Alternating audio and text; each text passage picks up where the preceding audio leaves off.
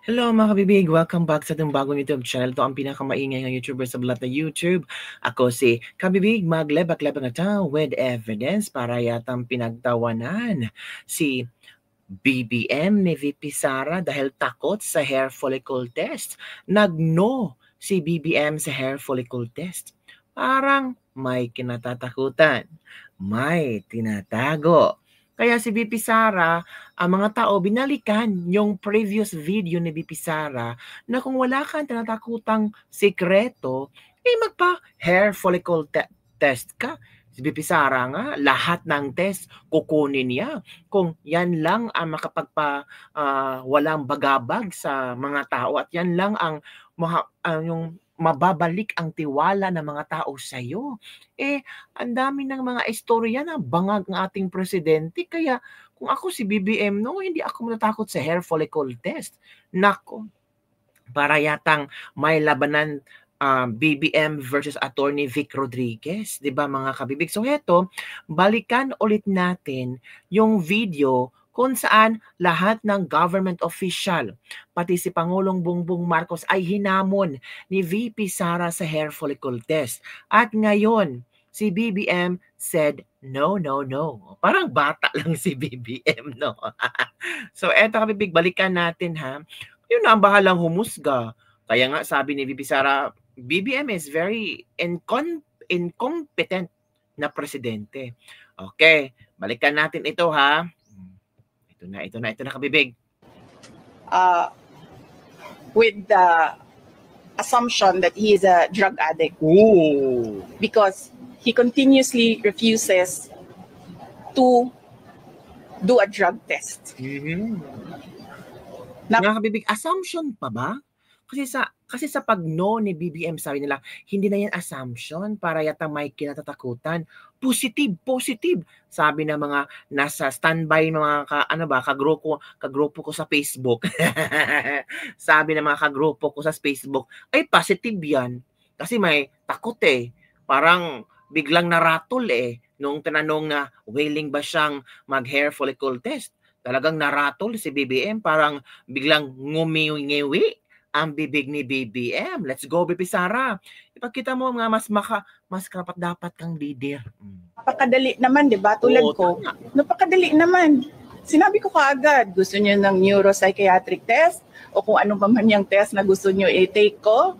Gusto niyo ulit ko yung bar exams. Lahat yan gagawin ko. Tingnan mo nga pati bar exam uulitin ni BP Sara. Lahat gagawin niya para ma-prove lang sa sambayan ng Pilipino na I am with you. Para ma-prove na sa sambayan ng Pilipino na you can trust me as your leader. Gagawin niya lahat. Psycho test, take ng bar exam, hair follicle test, kung anong klaseng test, kaya ni BP Sara. No questions asked. Gusto niyo ng drug test? Sabi ko, dagdagan ko pa ng drug test. Napakadali gawin sa atin yan. Ngayon kaagad na araw na ito, gawin natin yan. Pero, this interview was last November 26, 2024. Matagal na. So anong buwan na ngayon, mga Pebrero na? Ngayon pa lang sumagot si Pangulong Bongbong Marcos na, no. Ayaw niya ng hair follicle test. Para saan daw? Public trust is a public... Pero, lahat, sabi ko nga, sisimulan namin sa Office of the Vice President ang drug test, kaming lahat. Diba? So, dapat tayo lahat sa gobyerno mag-drug test ng lahat. Correct.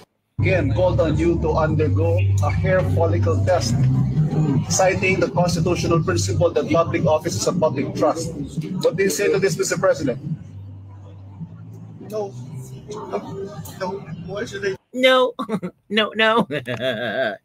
Ano ba si BBM? Ay, tarang takot siya, no? Tapos, parang nanggigil si BBM sa kanyang sagot. What they say, public trust, public office, public has nothing to do with the follicle test. There's no wala namang connection. BBM, sinasabi na. Kasi may intriga na gumagamit ka daw ng pulburon. So, para mawala yung haka-haka ng mga tao, magpa-hair follicle test. Malaki bang kawalan yan sa pagkatao mo, sa pagka-presidente mo kung magpa-hair follicle test ka? Bakit nagawa ng ilang politiko na nagpa-hair follicle test? Nawalan ba ang kanilang kredibilidad, yung kanilang pagkatao nung lumabas ang resulta? Hindi, kasi negatibo. So kung ikaw magpa-hair follicle test ka at negative ka, hindi mas lalo nahahangaan ka ng sambayan ng Pilipino. Mas lalong makukuha mo ang tiwala nila at lalong, alam mo, mas madidiin itong mga DDS. Sabihin, mga DDS, sinungaling pala. Yung mahal ka, sinungaling pati niya si BBMO. May hair follicle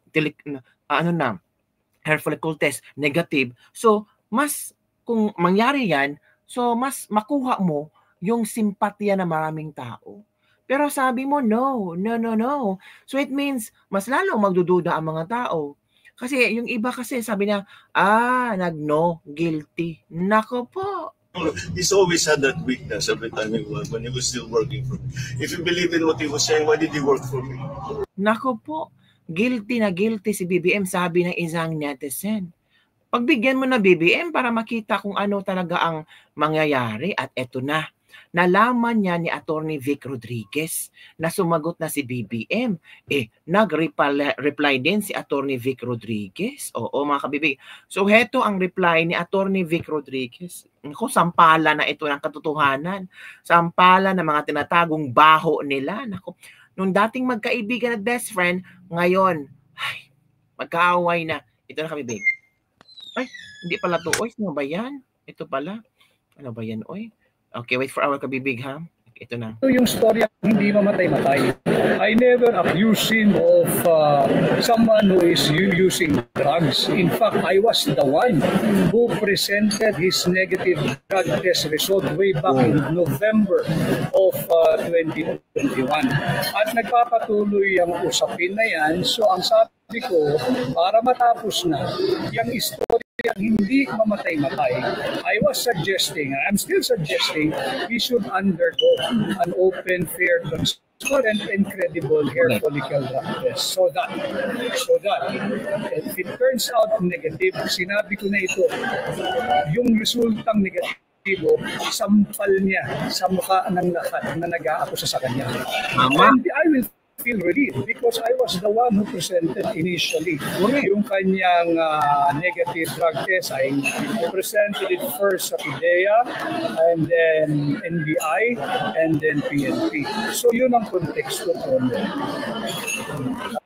Narinig ko yan at may nagpadala sa akin ng video. You know, I am giving him the chance to prove himself to the people.